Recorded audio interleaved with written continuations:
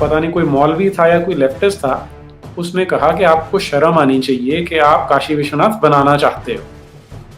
तुमने पूछा क्या कारण है भाई उसका, तो कहता कि उसकी कहानी है कि वहां पर तो महिलाओं का बलात्कार होता था, जो इतिहास है उसका गवाह है। तो जो ये सबसे बुरे लोग तो महंत होते हैं, जो पंडित हैं, जो ब्राह्मण है, वो सबसे नीच होते हैं, वो हमेशा ही चलता है।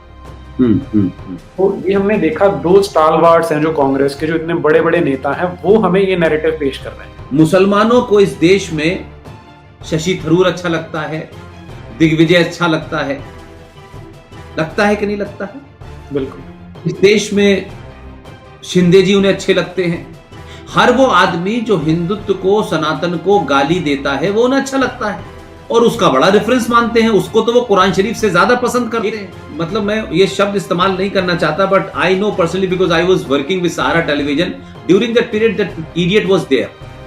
जी, आपने बहुत उम्दा कहा पुष्पेंद्र जी।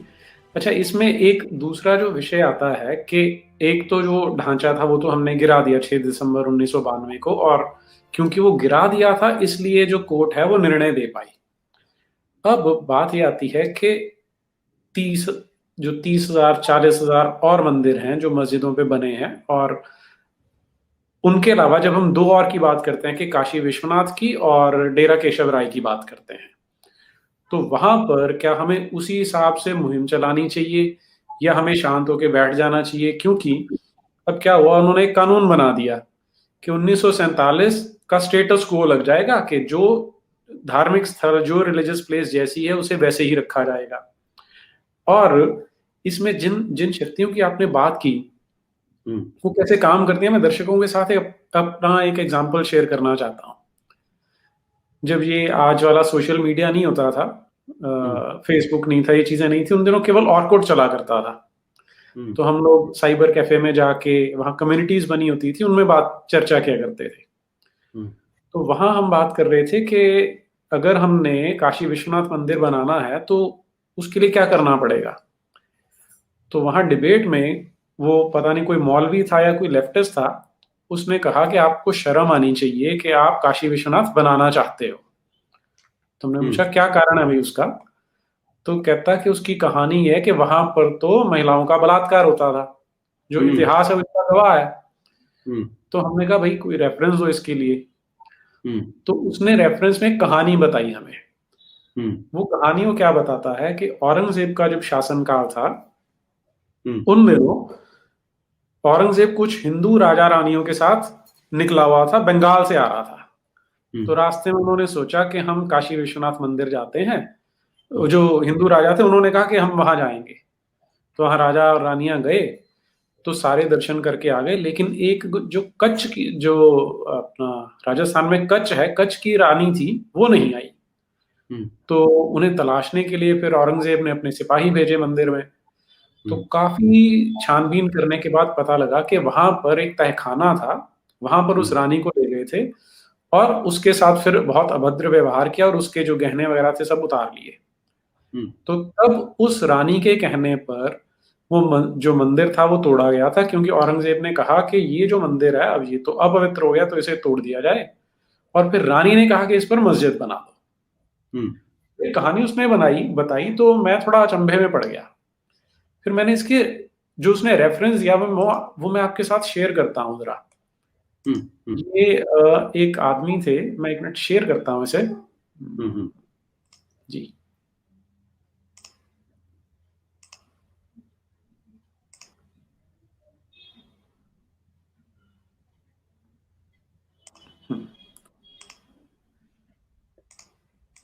ये है, ये किताब, एक उसने जो रेफरेंस दिया, इस्लाम एंड इंडियन कल्चर, और इसके लेखक हैं ये BN पांडे।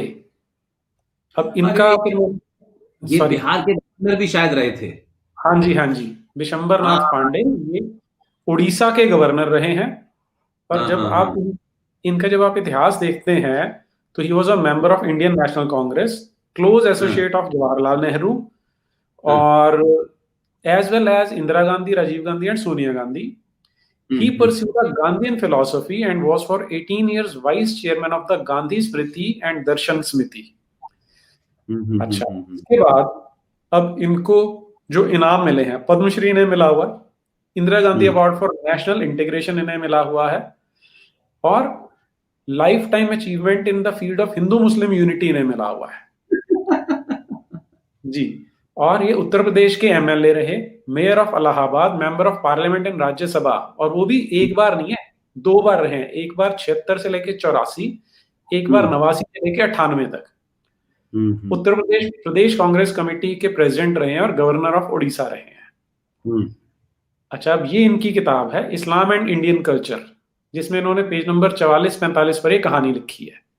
कहानी में देखिए, सबसे पहली चीज है कि Aurangzeb was passing near Varanasi on his way to Bengal.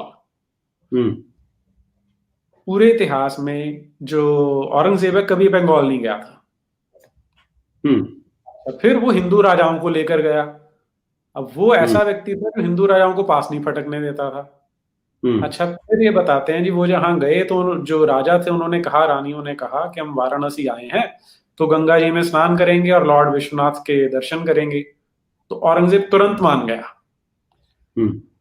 उसके बाद आर्मी पिकेट्स लगाए गए, तो वो जो रानी वाली कहानी है वो आती है कि रानी वहां से गायब हो गई। तो thorough search was made of the temple precincts but the rani was to be found nowhere. फिर औरंगजेब ने अपने सैनिक भेजे कि जाओ भाई चेक करो कहाँ है। फिर क्या बताते हैं जी कि जब वो मंदिर में गए तो वहां पर एक गणेश जी की मूर्ति थी, वो मूवेबल मूर्ति थी। जब उसे हिलाया गया वहां से, तो वहां पर नीचे एक तहखाने की सीढ़ियां थी। वहां देखा कि जो रानी थी, she was dishonoured and crying, deprived of all her ornaments. तो फिर इसके बाद the basement was just beneath जहां पर ये शिवलिंग था विश्वनाथ का। तो इसलिए जो राजा थे उन्होंने प्रोटेस्ट किया। तो राजाओं ने कहा कि तो बहुत बुरा क्राइम यहाँ पर अपराध किया गया है, तो इसकी जो सजा है वो भी एग्जेम्पलरी होनी चाहिए। तब औरंगजेब ने कहा कि ये जो पवित्र भूमि है इसे डिस्पॉइल कर दिया गया है, तो जो ये शिवलिंग है, जो लॉर्ड विश्वनाथ हैं, उन्हें यहां से शिफ्ट कर दिया जाए, और वहां का जो महंत था उसे अरेस्ट करके पनिशमेंट दिया गया। अच्छा, तो ये आप देखिए, इतने उच्च स्तर के पॉलिटिशियन है हमारे देश के, और जो फ्रीडम फाइटर है उनकी किताब है। तो मैंने जब किताब पढ़ी तो इसमें क्या कर रहे हैं, ये किसी और किताब का रेफरेंस दे रहे हैं। वो रेफरेंस किताब है फेदर्स एंड स्टोन्स। ये पट्टाभी सीतारामैया ने लिखी हुई किताब है, जो गांधी जी के शिष्य होते थे विशेष। अच्छा, अब इनकी किताब मैंने पढ़ी तो उसके पेज नंबर 177 पर कहानी ऑलमोस्ट सेम है, लेकिन फर्क क्या है कि they all set out one day. अब यहाँ पर वो क्या बता रहे हैं, ये बंगाल की बात नहीं कर रहे। अब यहाँ पर वो बंगाल पांडे जी ने अपने आप घुसा दिया बीच में। फिर at last a more diligent search revealed a tahkhana. अब जो पांडे है उसने अपनी तरफ से गणेश जी की मूर्ति डाल दी, जबकि ओरिजिनल ये जो पट्टाभी सीतारामैया है तहखाने की बात कर रहा है। पेज नंबर 178 पर आइए, तो यहाँ पर कहीं नहीं बता रहे कि रानी को डिसऑनर किया गया था।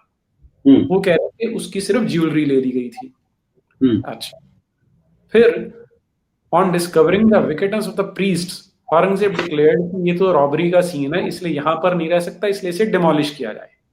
अब देखिए कैसे छोटे छोटे ट्विस्ट डाले जा रहे हैं। वहां पर राजाओं ने गुहार लगाई औरंगजेब से, यहाँ पर औरंगजेब अपने आप ही सोच रहा है। अच्छा, वहां पर मस्जिद की बात नहीं हो रही, यहाँ कह रहे हैं कि रानी ने बोला कि यहाँ पर मस्जिद बनाई जाए, इसलिए बेचारे औरंगजेब ने वहां पर मस्जिद बना दी। अच्छा, अब और फिर वो तो जो ये सबसे बुरे लोग तो महंत होते हैं, जो पंडित हैं, जो ब्राह्मण है, वो सबसे नीच होते हैं, वो हमेशा ही चलता है। तो ये हमने देखा, 2 स्टालवार्ड्स हैं जो कांग्रेस के, जो इतने बड़े बड़े नेता हैं, वो हमें ये नैरेटिव पेश कर रहे हैं। अब आप औरंगजेब के समय के उसके अखबार देखते हैं तो वो अपने अखबारों में क्या लिखता है, it was reported that according to emperor's command, उसने फरमान जारी कर दिया था 1669 में कि सारे मंदिर तोड़ दो। His officers had demolished the temple of Vishwanath at Kashi. तो इस तरह की बदमाशियां ये हमारे साथ तब से करते आ रहे हैं और आज तक चल रही हैं। नीरज भाई जी, मेरी तालीम और तरबियत कहाँ हुई है आप जानते हैं जी। देखिए, तरीका क्या होता है कि जब आप चोरी पकड़े तो आपको डिफ्लेक्ट कर दिया जाए आपकी अटेंशन को, और आपसे ऐसा सवाल खड़ा कर दिया जाए कि आप उसके जवाब देने में लग जाएं और लोग ये कहें कि भाई देखिए हमने तो बता दिया, अब ये जवाब दे रहे हैं, अब ये इनसे क्या मतलब है, फिर आप जवाब ढूंढ के लाए, फिर आपको जवाब एक, तो सवाल पूछने वाला कौन है? मैं आपको एक छोटी सी बात बताता हूं। मुसलमानों को इस देश में शशि थरूर अच्छा लगता है, दिग्विजय अच्छा लगता है कि नहीं लगता है? बिल्कुल। इस देश में शिंदे जी उन्हें अच्छे लगते हैं। हर वो आदमी जो हिंदुत्व को, सनातन को गाली देता है, वो उन्हें अच्छा लगता है और उसका बड़ा रेफरेंस मानते हैं, उसको तो वो कुरान शरीफ से ज्यादा पसंद करते हैं। बट सवाल सबसे बड़ा ये है कि इन पाखंडियों से ये पूछो कि ये मेरे और आपके दौर की बात है कि भारत के अंदर 26/11 हुआ। 26/11 के अंदर एक, मतलब मैं ये शब्द इस्तेमाल नहीं करना चाहता, but I know personally because I was working with Sahara television during that period, that idiot was there. वो वहां सहारा कैंटीन में कोई वेटर हुआ करता था कौन? और उस वेटर को मैं आपको बताता हूँ, जी, वेटर जी। हुआ करता था और उस वेटर का कुछ झगड़ा वगड़ा हुआ, वो मुसलमान था। और आप जानते हैं सहारा, तो मेरा टेलीविजन में एंट्री सहारा में हुई पहली, उससे पहले मैं टेलीविजन में नहीं था। तो to understand what television is, तो मैं उसमें चला गया। तो मैं ये देखता था कि जब वो चैनल लॉन्च नहीं हो रहा था तो काफी सारे लोग बैठे रहते थे। तो हमने एक आदमी को देखा कि यकायक एक आदमी जो है, बड़े लंबे से कद का आदमी है, और कुछ दिन के बाद में वो उर्दू जो उनका अखबार निकलता था उसमें पत्रकार हो गया, और फिर वहां एक उर्दू का पूरा वो निकलने लगा, वो एडिटर हो गया अखबार का। हमने कहा यार ये तो कमाल का मतलब जर्नलिज्म है भाई। और कुछ दिन के बाद हमने ये देखा कि जब 26/11 हुआ तो उस आदमी का नाम था अजीज बरनी, और उसने एक किताब लिख दी, 26/11 की साजिश। अब आप मुझे बताइए, 20 साल के बाद कुछ लोग, यही मुसलमान और बहुत सारे मूर्ख हिंदू, उसकी किताब का रेफरेंस देके कहेंगे, उन्होंने लिखे, अरे वो अल्लाह मियां था क्या? वो कौन था, जिसकी क्या क्रेडिबिलिटी थी जिसने ये लिखा? इसलिए मैंने कहा कि ये बीएन पांडे के बारे में हम ढूंढ के लाए, आपने मेहनत की, लेकिन बीएन पांडे के बारे में कोई अल्लाह मियां थे क्या? बीएन पांडे वहां मौजूद थे जब औरंगजेब ये कर रहा था, उन्होंने भी तो किसी से सुन के ही लिखा होगा ना, क्योंकि वो बीएन पांडे थे और गवर्नर थे। तो आप पद से ज्ञान का क्या लेना देना है कि अगर आप बड़े पद पे बैठ जाएंगे तो आप ज्ञानी हो जाएंगे? लेकिन मुसलमान आपको डिफ्लेक्ट करते हैं। आप उनसे कहिए कि मुस्लिम पॉलिटिक्स इन सेकुलर इंडिया, एक किताब लिखी हुई है हामिद दलवई ने, उसमें पूरा एक्सपोज कर दिया है मुस्लिम लीग को, अलीगढ़ मुस्लिम यूनिवर्सिटी को। वो किताब नहीं बताएंगे, उसको नहीं छुपाएंगे। तो ये जो किताबें लिखी जाती हैं, ये एजेंडे के तहत लिखी जाती हैं, और फिर हम जैसे लोगों के सामने कुछ लोग बड़े रेफरेंस देके बात करने लगते हैं। तो मेरा मानना यह है कि आप यहां की बात कर रहे हैं, मैं आपको छोटी सी घटना बताता हूं, और क्योंकि बिना तथ्य के कोई बात कहने का अर्थ नहीं होता। अभी कृष्ण जन्मभूमि का मामला चल रहा है।